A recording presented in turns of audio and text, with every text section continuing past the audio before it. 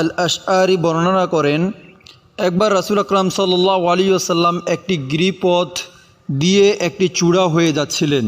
তখন এক ব্যক্তি এর উপর উঠে জোরে জোরে বললেন, লা ইলাহা ইল্লাল্লাহু ওয়াল্লাহু আকবার, লা ইলাহা ইল্লাল্লাহু ওয়াল্লাহু আকবার।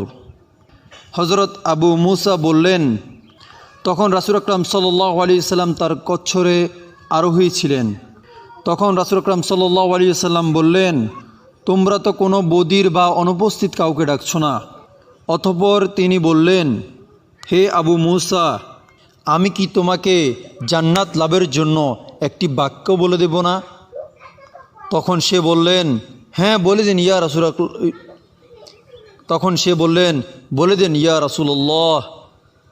তিনি বললেন, তা হলো লা হাওলা ওয়ালা কুওয়াতা ইল্লা বিল্লাহ, অর্থাৎ আল্লাহ ছাড়া কোনো ভরসা নেই, কোনো ক্ষমতা বা শক্তি নেই।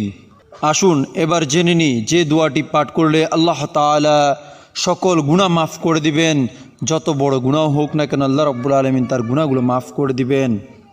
দোয়াটি হলো লা ইলাহা ইল্লাল্লাহু ওয়াল্লাহু আকবার ওয়ালা হাওলা ওয়ালা কুওয়াতা ইল্লা বিল্লাহ, যার অর্থ আল্লাহ ছাড়া ইবাদতের উপযুক্ত আর কোনো মাবুদ নেই, আল্লাহ মহান এবং আল্লাহ ছাড়া কোনো ভরসা নেই, কোনো ক্ষমতা বা শক্তিও নেই।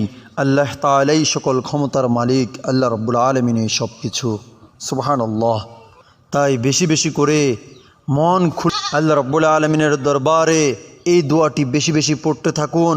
2 ফোঁটা চোখের পানি ছেড়ে মহান রব্বুল আলামিনের কাছে কান্নাকাটি করুন। অবশ্যই আল্লাহ রাব্বুল আলামিন আপনাকে মাফ করে দিবেন। আল্লাহ রাব্বুল আলামিন অবশ্যই আপনাকে মাফ করে দিবেন।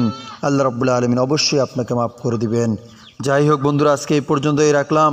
সকলেই 5 ওয়াক্ত নামাজ পড়ুন, আল্লাহ রাব্বুল আলামিন ইবাদত বন্দেগী করুন, পাশাপাশি আমলগুলো করুন। অবশ্যই আল্লাহ রাব্বুল আলামিন আপনাকে মাফ করে দিবেন, আপনাকে মাফ করে দিবেন। আসসালামু আলাইকুম ওয়া রাহমাতুল্লাহি ওয়া বারাকাতুহু।